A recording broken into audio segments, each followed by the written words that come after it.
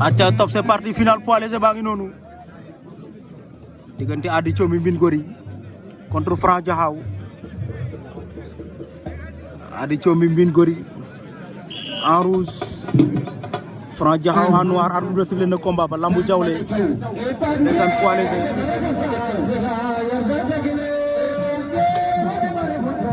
waaw tegal leen si ñett nag ndeysaan Franc Diakhao Ady Thiomy. Ady moo nekk à gauche dégg nga waa Thiomy ndeysaan waa Gandiaye waa région de Kaolack bu ñu leen fàtte ndeysaan waaye Franc bu Diakhao aussi dégg nga waa Diakhao ak li ko wër ndeysaan Ady Thiomy Mbine Gory Franc Diakhao final poids léger Diawlé.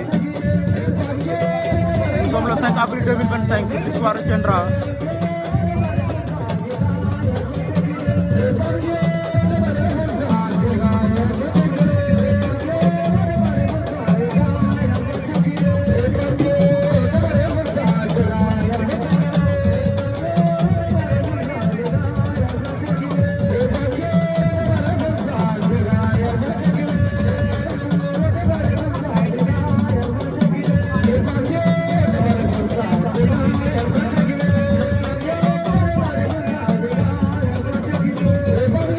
Wow.